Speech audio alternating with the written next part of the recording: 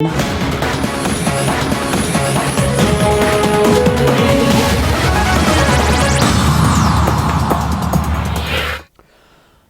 वालेकुम, आप देख रहे हैं प्रोग्राम न्यूज फीड और मैं रुखशान मीर। इलेक्शन कमीशन ने मुल्क भर से जमा करवाए गए कागजाते नामजदगी की तफसीलात जारी कर दी हैं। मुल्क भर में आम इंतखाबात के लिए 28,626 कागजाते नामजदगी जमा करवाए गए हैं, जबकि कौमी असम्बली की जनरल नशस्तों के लिए 7242 मर्द और 471 खवातीन उम्मीदवार ने कागजाते नामजदगी जमा करवाए हैं। लेकिन अहम सवाल कि आम इंतखाबात के मुकाबले से माजी के बड़े सियासी पहलवान हमें बाहर दिखाई देते हैं। साबिक वजीर आजम चौधरी शुजात हुसैन ने इंतखाबात में हिस्सा ना लेने का फैसला किया है। शाहिद खाकान अब्बासी ने भी कागजाते नामजदगी जमा नहीं करवाए। साबिक जो वजीर खजाना है मिफ्ता इस्माइल, वो भी सियासी दंगल से अलहदगी इख्तियार कर चुके हैं। वफाकी वज़रा असद उमर, अली नवाज अवान, अली जैदी, खुसरो बख्तियार भी इंतखाबी दौड़ से बाहर हैं, जबकि चेयरमैन सेनेट नैयर बुखारी का भी इंतखाबात में हिस्सा ना लेने का फैसला सामने आया है। दूसरी जानब सदाकत अब्बासी, इमरान इस्माइल और फरूख हबीब ने भी सियासी मार्के में हिस्सा ना लेने का फैसला किया है। इस वक्त जब इलेक्शन कैंपेन की तरफ बहुत सी सियासी जमातें जा रही हैं, तो सियासी मंशूर किसी भी सियासी जमात की तरफ से अभी तक वाजे नहीं किया गया। Pakistan Peoples Party election campaign बाज़ाहिर तौर पर चला रही है। मुस्लिम लीग नवाज की तरफ से भी बयान तो आ रहे हैं, लेकिन जो गहमा गहमी हमें जलसों, कॉर्नर मीटिंग्स और पावर शोज की सूरत में दिखाई देनी चाहिए, क्योंकि चंद रोज़ा बाकी हैं 8 फरवरी में। तकरीबन 1.5 महीना अब मुश्किल ये बनता है, सिर्फ बाकी है, लेकिन वो सियासी गहमा गहमी हमें इस वक्त दिखाई नहीं दे रही। और जो बड़ी सियासी जमातें हैं वो अपने खदशात और तहफ़्फ़ुज़ात का इजहार कर रही हैं। सूरत हाल इस वक्त क्या बन रही है? जो इंट्रा पार्टी के नताइज थे उसको भी तस्लीम करने से इनकार किया गया इलेक्शन कमीशन की जानिब से। अभी भी इलेक्शन कमीशन की जो वेबसाइट है उस पर बानी पीटीआई इमरान खान ही चेयरमैन है। चेयरमैन कौन होगा, किस तरह से सारे मामला चलेंगे, प्रोग्राम में हम बात करेंगे। जहांगीर जदून साहब माहिर कानून हमें ज्वाइन कर रहे हैं। रिजवान सीनियर सियासी तज्ज़ियाकार प्रोग्राम में हमारे साथ मौजूद हैं।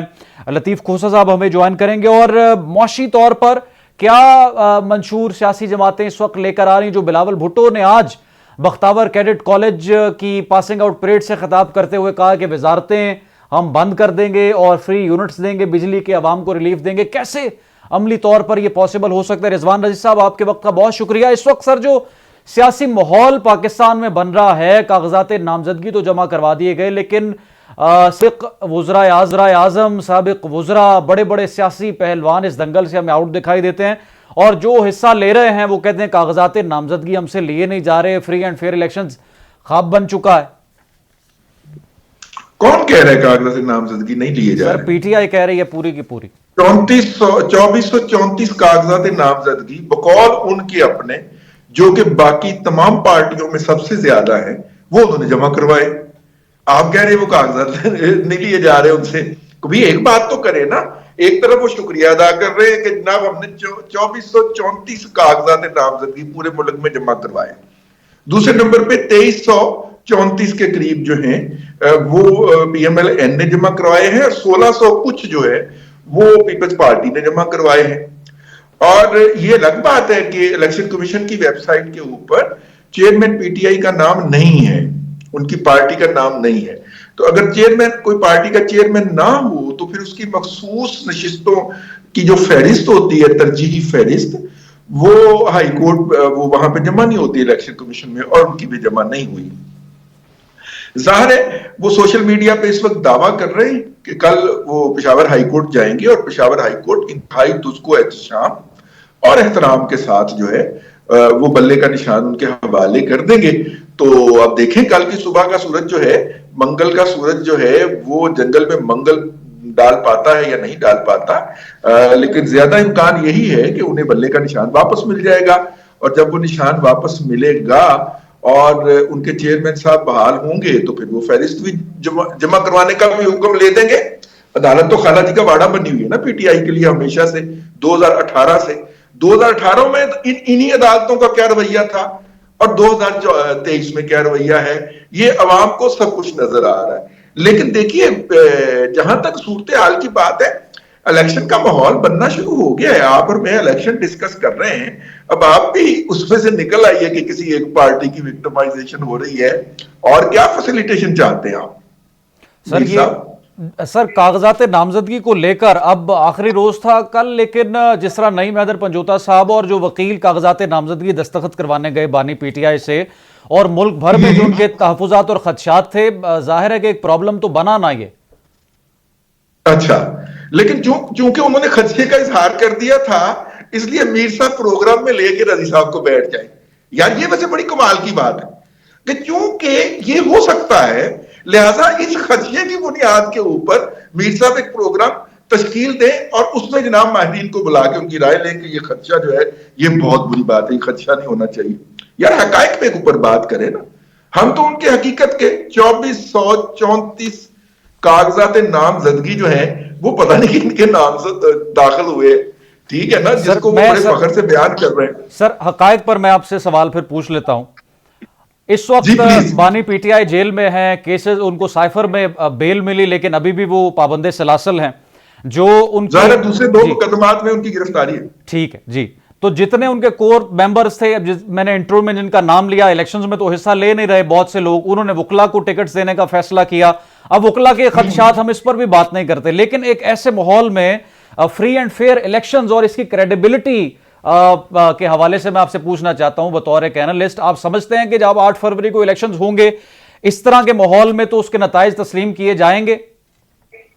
इलेक्शन, आप मुझे ये बताइए कि 1970 से जब से ये वाली पार्लिमानी जमहूरियत हमारे यहाँ आई है, कौन से इंतखाबात थे जिनके नताइज तस्लीम किए गए? आप मुझे कोई एक इंतखाब बता दीजिए जिसके नताइज जो हैं वो तस्लीम किए गए हों हारने वालों ने।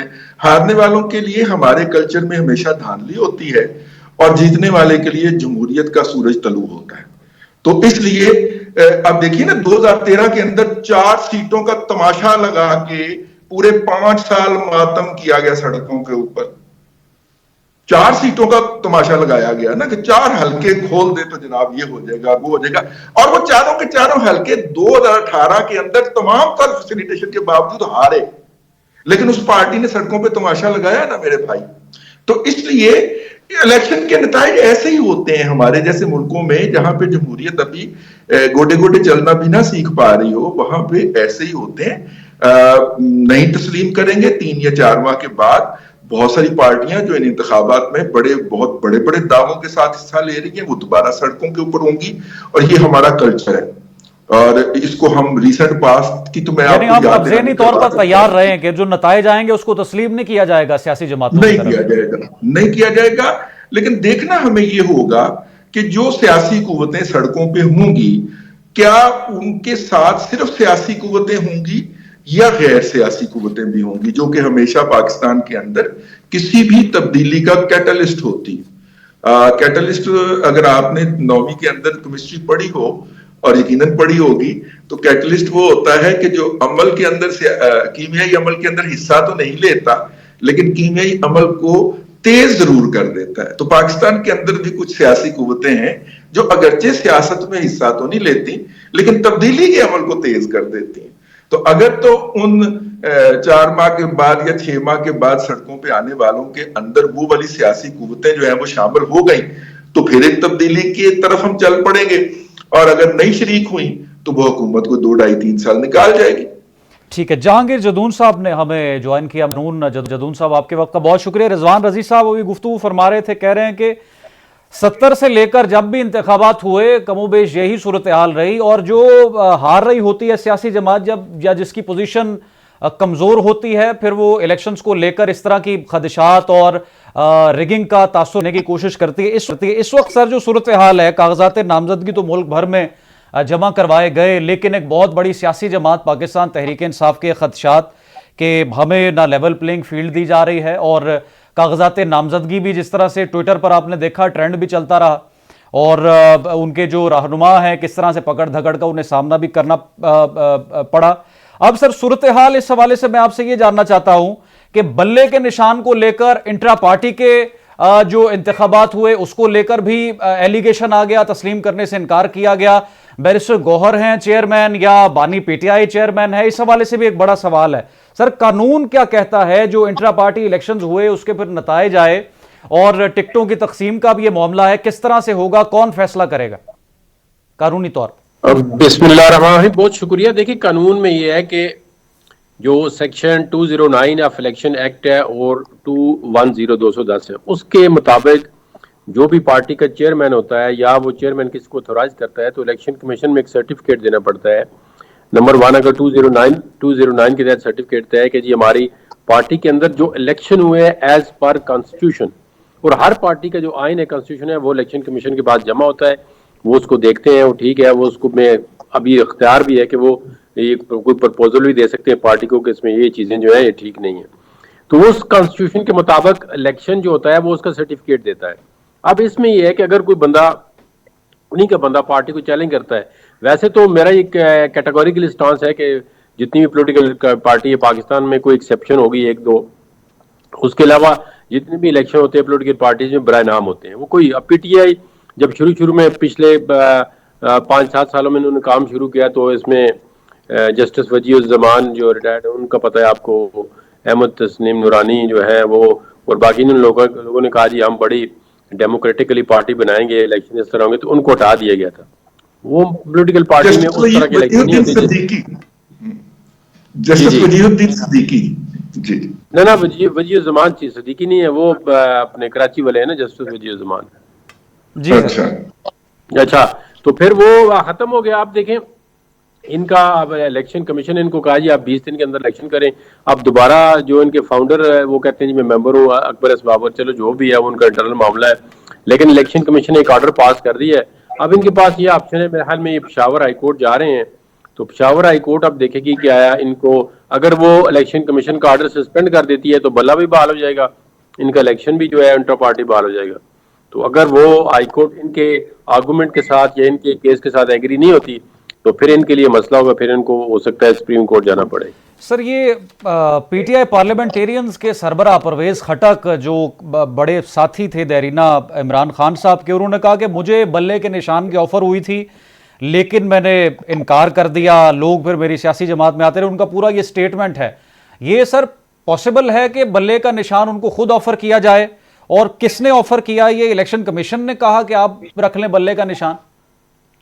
ये मेरे ख्याल उनकी स्टेटमेंट जो है वो गलत है। अगर ये स्टेटमेंट इलेक्शन कमीशन ने सुन ली है कमेटी रिकॉर्डिंग के जरिए, तो उनको इलेक्शन कमीशन को नोटिस देना चाहिए, उनसे पूछना चाहिए कि एक पार्टी के पास ऑलरेडी निशान मौजूद था तो हम वो वाला निशान आपको किस तरह दे सकते हैं। वो उनकी रजिस्टर्ड पार्टी है, उसके साथ ये सिंबल उनका है, पार्टी का सिंबल है, तो आपको किसने ऑफर किया आपके बताएं। ये तो फिर इस तरह है कि जो बंदा जाए तो हो सकता है उसको किसी और जगह से ऑफर आई हो, तो ये तो इलेक्शन कमीशन का इसको नोटिस लेना चाहिए कि वो इस सारे प्रोसेस को सबटाज करता है। वो समझता है कि इलेक्शन कमीशन जो है वो किसी इन्फ्लुएंस में है कि वो आपको बैठ कर जो है वो निशान ऑफर कर रहा है। रिजवान रईस साहब, बल्ले का निशान इसको भी इतना बड़ा इशू बना दिया गया। अब ये जो स्टेटमेंट परवेज खटक साहब का, पहले तो मैं इस पर आपको कमेंट चाहूंगा, क्या ये स्टेटमेंट आपको दुरुस्त लगता है? और दूसरा ये कि पीटीआई पार्लियामेंटेरियंस को मिल सकता है निशान, जो हकीकी पीटीआई है उसको नहीं मिल सकता, और अभी भी उस पर बहस चल रही है। देखिए, माजी के अंदर किसी पार्टी से अगर कोई निशान छीना गया है तो वो फिर किसी को अलॉट नहीं हुआ। हमारे यहाँ पाकिस्तान की सियासी तारीख के अंदर प्लॉट का तलवार का निशान था, वो जब पीपल्स पार्टी को उससे महरूम किया गया तो वो फिर दोबारा किसी को अलॉट नहीं हुआ। इसी तरह पीपल्स पार्टी के मुकाबले में जो पाकिस्तान कौमी इत्तेहाद था उनका निशान हल था, और हल भी जो है उसके बाद से सियासी निशानात में से एक्सक्लूड कर दिया गया। तो तारीख तो यही बताती है कि वो बल्ला फिर किसी को नहीं मिलता। लेकिन परवेज खटक साहब का बयान जो है, अगर बल्ला पीटीआई को नहीं मिलेगा तो वो किसी और को भी नहीं मिल सकेगा, तारीख यही बताती।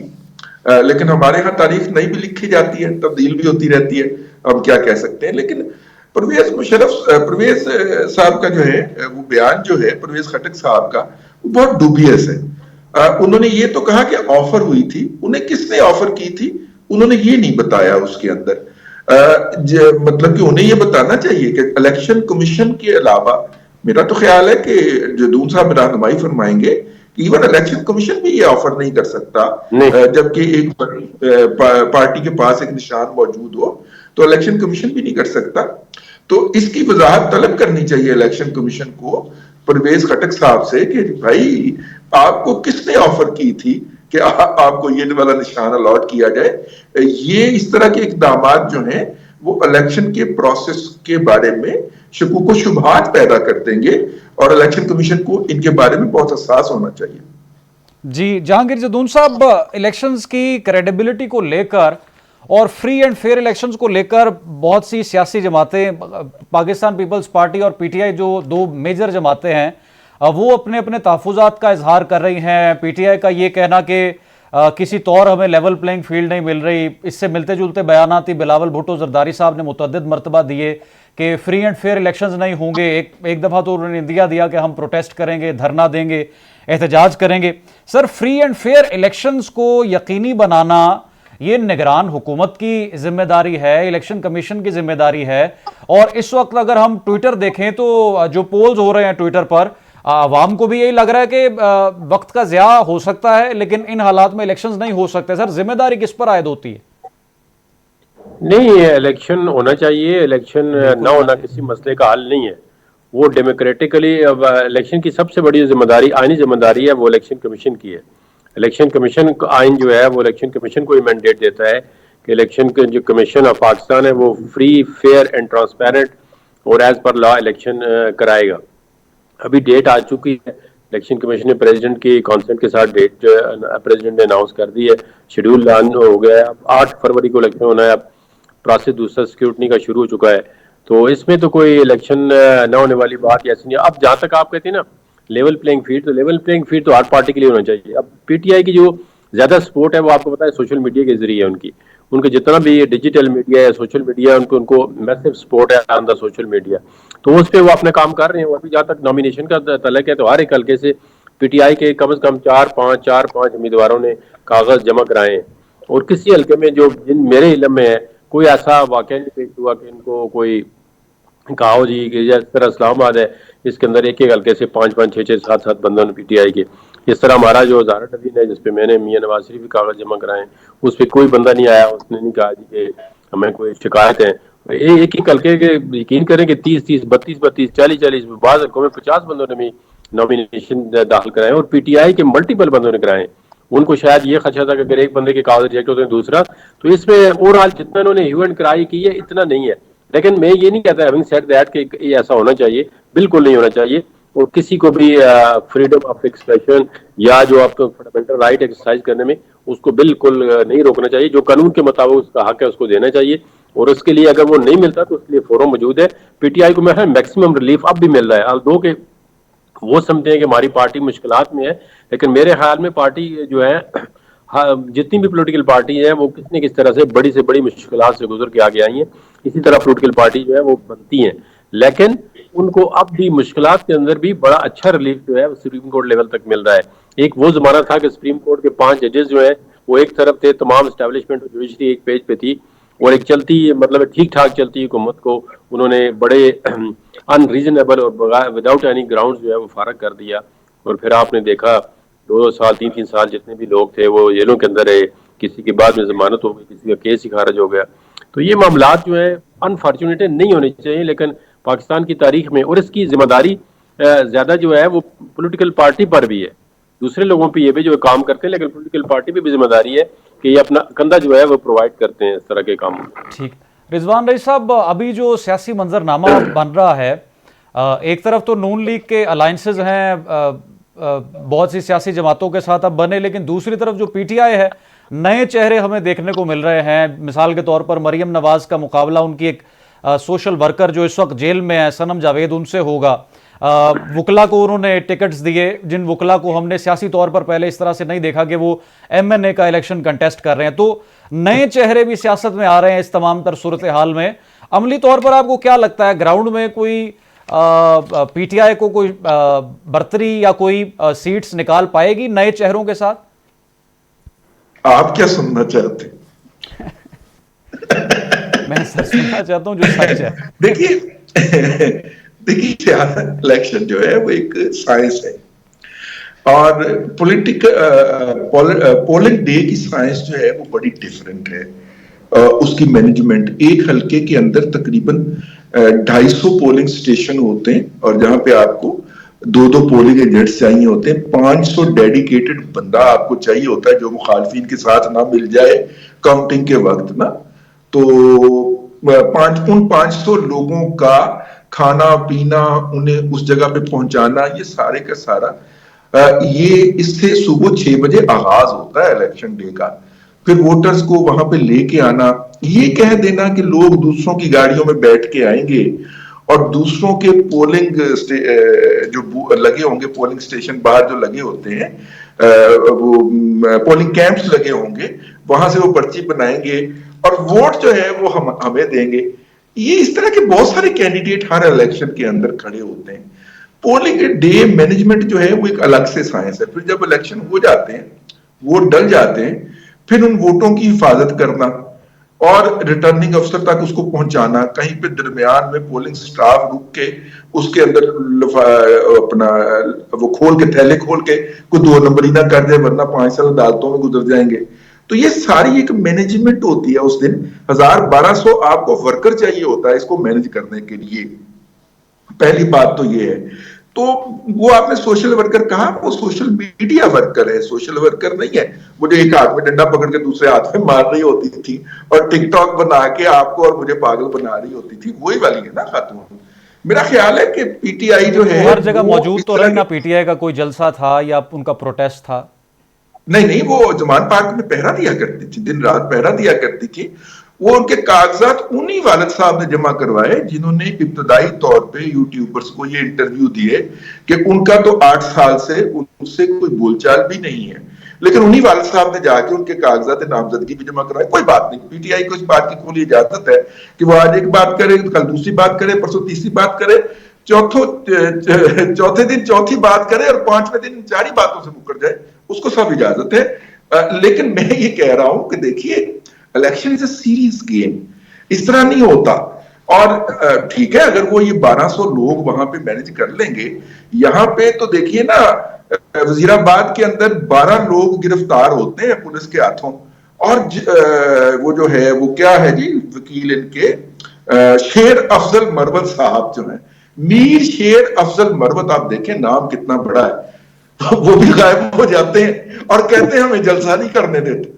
मेरा मतलब है कि कोई वो 12 लोग पुलिस फाड़ के ले आ गई थी ना, बाद में 12 और जाते वहां पे नारे लगाते अपनी पार्टी के, अपनी उसकी वीडियो बना के अपलोड करते, बंदे ही गायब हो गए। तो मेरा मतलब है कि इस तरह नहीं इलेक्शन लड़ा जाता ना। लेट्स सी कि वो इलेक्शन वाले दिन को किस तरह मैनेज करते हैं, सोशल मीडिया पे बैठ के करते हैं या फील्ड में जाके करते हैं। लेकिन वोट जो है ना, वो सोशल मीडिया पे नहीं पड़ना, वो वोट जो है वो संदूकड़ी में पड़ना है, बॉक्स में पड़ना है। और पीटीआई ने बड़ी कोशिश की थी कि डिजिटल मशीनें ला के तो ये वोट वाला काम सोशल मीडिया पे ले जाए, लेकिन वो जो था बस फिर वक्त ने वफा ना की, ठीक है। और नए पाकिस्तान के मामारों की आपस में होगी लड़ाइयां, तो उसके बाद वो डिजिटल वाला दरमियान में रह गया। वरना डिजिटल वोटिंग मशीन हो जाती तो ये भी सोशल मीडिया पे वोट इंतखाबात हो जाने। सर इसी पर बैरिस्टर गौहर साहब जो अभी एक्टिंग उनके चेयरमैन हैं, जिनका फैसला अभी पेंडिंग है, उन्होंने कहा कि अगर इतना आसान है कि सोशल मीडिया पे बॉट्स के जरिए आप रीट्वीट्स या फिर कमेंट्स ले सकते हैं, तो फिर बाकी सियासी जमातें भी ले लें, हम पर क्यों इल्जाम आयद करते हैं? और उनका वर्चुअल जलसा भी बंद कर दिया गया, तौर पर भी उनको जी सुन लीजिए, उनके लिए बड़ा जवाब है भाईजान। पहले तो बात है कि बाकियों को ज़कात, खैरात, सदकात जो है वो डॉलर्स में नहीं मिलते, तो और उन्होंने कोई अपने ओवरसीज जो है कोई टीमें नहीं स्टैब्लिश की हुई कि एक टीम जो है वो अमेरिका में होगी जबरान इलियास की सरबराही में, एक यूरो सर निकला पीटीआई चेयरमैन के बैरूनी अकाउंट से, जिस तरह जो है वो बरतानिया में होगी, और वहां पे अमेरिका में हर साल एक अकाउंट खुलवाया जाएगा जिसमें ज़कात, सदकात, खैरात और कुर्बानी की खालों के पैसे दिए जाएंगे और वो सोशल मीडिया पे खर्च किए जाएंगे। बाकियों के यहाँ ऐसा निजाम नहीं है, उन्हें भी चाहिए कि इस तरह का कोई कर ले। हॉस्पिटल तो बाकी दोनों पार्टियों के पास भी मौजूद है, उसके नाम पे ज़कात भी तलब कर ले, कोई हरज नहीं है वैसे। ठीक है नाजरीन, प्रोग्राम में वक्त हुआ एक ब्रेक का, अभी हाजिर होंगे एक ब्रेक के बाद हमारे।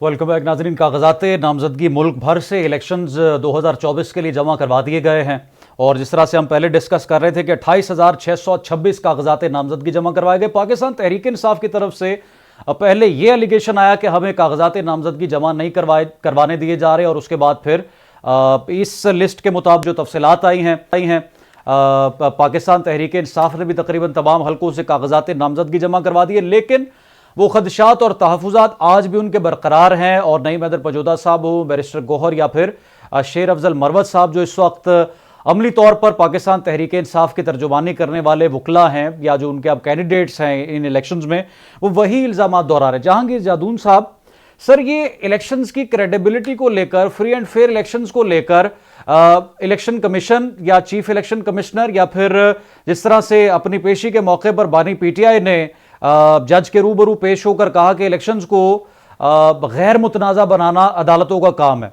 और या जाहिर है कि ये जिम्मेदारी तो इस वक्त आइन की पासदारी करवाना या आवाम को ये बात बावर करवाना, यकीन दहानी करवाना कि मुल्क में जिस इंतखाबी निशान पर ठप्पा आवाम लगाएगी, एक आम आदमी लगाएगा, वही वोट काउंट होगा। इस वक्त सर अमली तौर पर जिस तरह से आपने कहा कि इलेक्शन कमीशन की ये जिम्मेदारी है, लेकिन सर आप बतौर माहिर कानून क्या समझते हैं, क्या कोताही हो रही है, कहां पर लैग किया जा रहा है जो ये तमाम तहफ़्फ़ुज़ात सामने आ रहे हैं? देखिए, इक्का दुक्का मामलात इलेक्शन के डे पे भी होते हैं, पहले भी होते हैं और ये पाकिस्तान की तारीख रही है कि इलेक्शन जो है ना उसमें कुछ ना कुछ 100% जो है एक्यूरेसी नहीं होती। आपको डस्के का इलेक्शन में याद है कि वहाँ के जो बक्से थे और पोलिंग ऑफिसर को अगवा कर लिया गया और बड़ा मशहूर हो गया जी कि वो धुंध में किधर गायब हो गए हैं और फिर सुबह जाके उनको रिकवर किया गया। तो ऐसे भी हमारे पास मिसालें हैं। तो ये आज दिन तक ये डिसिप्लिनरी प्रोसीडिंग भी शुरू हुई, वो बंदे भी अभी था आज दिन तक ये पता नहीं चल सका कि उनके पीछे कौन था, किसने बंदे को उठवाया, किसने बक्से जो कहाँ पे ले गए, किस जगह पे वो मौसूल फिरदौस आशिक वान जो है उनको लीड कर रही थी। तो अब ये है ना कि इसमें देखें, अब हम तो चाहते हैं कि एज ए वकील रूल ऑफ लॉ की बात करते हैं। सुप्रीम कोर्ट में इनको डेफिनेटली साइफर केस में रिलीफ मिला है। अब अगर बैठ कर उन्होंने चैलेंज किया है वो भी हो जाएगा। तो एक एक हल्के से अगर 5-5, 6-6 बंदों ने कराए तो इसका मतलब इनके पास बंदे तो हैं, इनके पोलिंग एजेंट भी होंगे। तो पोलिंग एजेंट की जिम्मेदारी होती है कि वो इसीलिए हर इतवार के 2-2 पोलिंग एजेंट होते हैं एक उस पे पोलिंग स्टेशन पे, बल्कि पोलिंग बूथ पे भी होते हैं। तो उनमें देखें ना, इनकी ये जिम्मेदारी है कि देखें कोई बोगस वोट न डाल दे, टाइम पे बंदा अगर आ गया तो उसकी वोट कास्ट होनी चाहिए।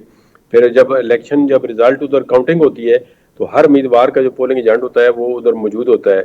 अगर वो नहीं आता तो कल को आगे ये प्ली ले सकता है इलेक्शन कमीशन में कि हमारी काउंटिंग जो है हमारे सामने नहीं हुई है। तो वो एक वैलिड ग्राउंड होता है उस हल्के की काउंटिंग, जो कि कितने केसों में इलेक्शन कमीशन ने सेटिस्फाइड कर दी कि दोबारा रिकाउंटिंग करें, बंदा ही मौजूद नहीं था वहां पे। तो सोशल मीडिया का दौर है, आपको पता है ना, एक जरा सी अगर 5% बात होती है तो उसको 15-20% बढ़ा के बयान किया जाता है।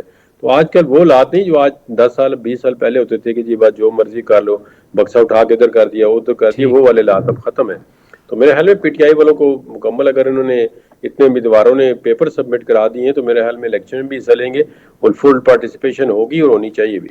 ठीक है, बहुत शुक्रिया जहांगीर जादून साहब, माहिर कानून और साहब प्रोग्राम में हमारे साथ मौजूद थे। आज चेयरमैन पीपल्स पार्टी बिलावल भुट्टो ने एक बड़ा दिलचस्प और अहम स्टेटमेंट दिया। चूंकि इस वक्त इलेक्शंस को लेकर जो मंशूर है सियासी जमातों की तरफ से अभी तक वाजे नहीं हुआ और मियां मोहम्मद नवाज शरीफ ने खा वो चैम्बर ऑफ कॉमर्स के अहदेदारों से मुलाकात हो या मॉडल टाउन में जो उन्होंने मीडिया से गुफ्तगू की, बात तो की कि मुआशी हालात को पाकिस्तान के बेहतर करेंगे, इकनॉमिक पॉलिसी ऐसी लेकर आएंगे कि माजी में जिस तरह से इकॉनमी फ्लरिश कर रही थी इस तरह से हम स्ट्रेटजी लेकर आएंगे। लेकिन अमली तौर पर अभी तक किसी सियासी जमात की तरफ से ये चीज़ वाज़ेह नहीं की गई कि क्या मुआशी पॉलिसी होगी। चेयरमैन पीपल्स पार्टी बिलावल भुट्टो ने आज कहा है बख्तावर भुट्टो कैडेट कॉलेज की पासिंग आउट परेड से खिताब करते हुए कि अगर हुकूमत मिली तो 17 वजारतें ख़त्म करके पैसा अवाम पर खर्च किया जाएगा और वजारतें बंद करके 300 यूनिट तक बिजली मुफ्त देने का उन्होंने ऐलान किया है। डॉक्टर हसनैन जावेद साहब प्रोग्राम में हमारे साथ मौजूद हैं, माहिर मुआशियात। डॉक्टर साहब आपके वक्त का बहुत शुक्रिया। इस वक्त जो हुकूमत बनेगी, अभी अगर हम कंपैरिजन करें तो पीडीएम का जो 16 महीने का दौर था, मुआशी तौर अगर हम देखें तो ये केयर टेकर जो सेटअप है, अगर अवाम को रिलीफ नहीं मिला तो मजीद उन पर बोझ भी नहीं डाला गया। ये कराची में जो स्टॉक एक्सचेंज मुलाकात हुई निगरान वज़ीर आज़म अनवारुल हक काकड़ के साथ मुख्तलिफ बिजनेस कम्युनिटी की, तो उस वक्त भी उन्होंने ये कहा कि अब हमें कुछ बेहतर हालात देखने को मिले और अवाम भी कम से कम यही समझती है। अब जो हुकूमत बनने जा रही है या बनेगी, किस तरह से वो अपने मुआशी आदाब को हासिल कर सकती है? सबसे बड़ा चैलेंज क्या है? सबसे पहले तो मैं जो है वो बिलावल भुट्टो जरदारी साहब की जो है वो आवाज को रे ऑफ होप समझता हूँ, यानी सूरज की किरण समझता हूँ। कि एक तो सबसे पहली बात ये कि वो पूरी की पूरी तर्ज हुकूमत को जो है वो डिफरेंटली देख रहे हैं, वो पावर पॉलिटिक्स से अलग होकर जमहूरी इक़्तिदार को देख रहे हैं। और सबसे बड़ी बात ये कि वो मंशूर की तरफ भी देख रहे हैं और उनकी थोड़ी निगाह जो है वो मंशूर की तरफ भी है। अभी वो जब वो इस पे मजीद काम करेंगे तो उनको आइडिया होगा कि 18th अमेंडमेंट के मुताबिक आपके पास सिर्फ लिमिटेशन है 11% of the total cabinet size की, जो सिर्फ और सिर्फ 49 लोग बनते हैं। अगर आप मैक्सिमम कैबिनेट साइज भी करें तो 49 से ऊपर नहीं कर सकते। एग्जांपल देने के लिए मैं अर्ज करता हूं कि आपकी 28 स्टेट्स हैं इंडिया की, और इंडिया की 28 स्टेट के अंदर सिर्फ और सिर्फ 30 कैबिनेट मेंबर हो तो आपको हैरानगी होनी चाहिए। लेकिन पाकिस्तान के अंदर क्या मामला बन रहे हैं, इसी तरीके से अगर आप यूके की अगर आप डिजाइन के अंदर देख लें, वहां पर भी आपको सिर्फ 30 कैबिनेट मिलते हैं 600 पीएम्स के अंदर से। तो केयर टेकर गवर्नमेंट के अंदर जो आपने हालात अभी बताए, मैं उसको सिर्फ आपको ये बता दूं, जो स्टॉक एक्सचेंज है वो स्टेट ओन्ड इंटरप्राइजेस हैं। 67% of the state owned enterprises जो गवर्नमेंट की ऑर्गेनाइजेशन है, ये यूं समझ लीजिए कि गवर्नमेंट का फुटप्रिंट जो है वो गवर्नमेंट के अंदर है, यानी प्राइवेट ऑर्गेनाइजेशंस को बिजनेस करने की जरा सा भी आपको वो काम नहीं करने देते, यानी उसके अंदर से आपसे वो पैसे मार लेते हैं रेगुलेटरी अथॉरिटी के, परमिशन के, आपको चक्कर लगवाने के। यानी होंडा है या टोयोटा है या बाकी जितनी मल्टीनेशनल कंपनीज यहाँ पर ट्रेड करना चाहती हैं या प्लांट लगाना चाहती हैं तो यहाँ पर धक्के खाती हैं फेडरल ऑफिस के। और मैं आपको अगर नाम लेना चाहूं तो यहाँ पर एक फलक शहर से लेकर जो एसओ का या एडिशनल सेक्रेटरी का नीचे जो बैठा हुआ है सेक्रेटरी, जो असिस्टेंट है उसका, वो भी 25 से 20 हजार रुपए तो खाली रिश्वत दे लेता है। 2-2 अरब रुपए की रिश्वतें जाती हैं और इस तरीके से सिर्फ परमिशन देने की। तो 67% का टोटल आपका जो है वो फुटप्रिंट है गवर्नमेंट का। तो मैं आपको सिर्फ ये बता रहा था साइज ऑफ द गवर्नमेंट के ऊपर, जो बिलावल साहब ने अभी बड़ी मजेदार बात की। मैं आपको ये बताता चलूं कि जावेद लतीफ के नीचे 23 कैबिनेट जो फेडरल मिनिस्टर स्टेटस के साथ एडवाइजर रखे गए, और केयर टेकर गवर्नमेंट का आप सुन लीजिए 18 फेडरल मिनिस्टर्स हैं, 3 एडवाइजर हैं, स्पेशल असिस्टेंट 7 हैं, टोटल 28 है। ये केयर टेकर का हालत है। इमरान खान की हुकूमत के अंदर 33 जो है वो फेडरल मिनिस्टर थे, इसी तरीके से उनके एडवाइजर 10 थे, स्पेशल असिस्टेंट 35 थे, 85 का टोटल नंबर है, 85। शहबाज शरीफ की हुकूमत जब थी वो 35 उनके फेडरल मिनिस्टर थे, 7 उनके स्टेट मिनिस्टर थे, 5 एडवाइजर थे, स्पेशल असिस्टेंट 41 थे, टोटल 88 का इतना बड़ा नंबर, इतनी बड़ी कैबिनेट साइज। इसी तरीके से शाहिद खाकान अब्बासी जो है उनकी हुकूमत जो थी वो 35 फेडरल एडवाइजर थे, मिनिस्टर जो स्टेट थे वो तकरीबन 20 थे, एडवाइजर 5 थे और स्पेशल असिस्टेंट 6 थे और टोटल 66 का थे। तो मुझे ये बताइए कि पाकिस्तान के पास अगर खाली 30 मिनिस्टर्स हो जाएं और इसके मुताबिक इंडिया की 28 स्टेट के अंदर सिर्फ आपको टोटल 60 का आपको नंबर नहीं मिल रहा, तो आप मोदी की गवर्नमेंट 28 से ऊपर की कैबिनेट मेंबर नहीं बनाती। तो मुझे ये बताएं कि पाकिस्तान जो सिर्फ 4 सूबों को चलाना चाहता है, 88 का इतना बड़ा साइज, 90 के आपने कैबिनेट साइज रखे हुए और लोगों को, अच्छा ये जो जावेद लतीफ साहब के साथ मैं आपको बता रहा हूं जो 23 आपने रखे, पर्क्स एंड प्रिविलेजेस लगाकर इनको कोई पोर्टफोलियो भी नहीं दिया गया। एग्जाम्पल के तौर पे मैं आपके सामने अर्ज करना चाहता हूं कि पाकिस्तान का असल मसला जो है वो ये है कि हमने इन्वेस्टमेंट को इंक्रीज करना था, तो जो इन्वेस्टमेंट हमारी है वो तकरीबन 15.4% यानी 15.4% जीडीपी का जो है वो साउथ एशिया का हाफ भी नहीं बनता। यानी इतना बड़ा साइज है हमारा, यानी स्टेट ओन्ड इंटरप्राइजेस का या गवर्नमेंट का फुटप्रिंट, यानी हर काम में गवर्नमेंट इन्वॉल्व है। इसी तरीके से जो डेप्रिसिएट करता जा रहा है, यानी इन्वेस्टमेंट को टोटल निग्लिजिबल बना दिया है और यानी इकोनॉमी का लेना देना ही नहीं है, और सारी की सारी इंटरप्राइजेस कोई इन्वेस्टमेंट प्राइवेट साइड से आने ही नहीं देते, और उसके लिए इतने सारे हर्डल है, इतने सारा पेपर वर्क है, इतनी सारी परमिशन है, और परमिशन की इजाजत, यहां मैं आपको छोटे छोटे एग्जांपल भी दूंगा। एक वेयर हाउस था, वेयर हाउस ने सिर्फ और सिर्फ 8.8 का उन्होंने उससे मांगा, जो साउथ एशिया का सबसे ज्यादा था। वेयर हाउस के प्रोग्राम का वक्त खत्म हो गया, आपसे गुफ्तगू दोबारा करेंगे अगले प्रोग्राम। न्यूज़ फीड से रुखशान मीर को दीजिए इजाज़त। कल दोबारा हाजिर होंगे। अल्लाह हाफिज़।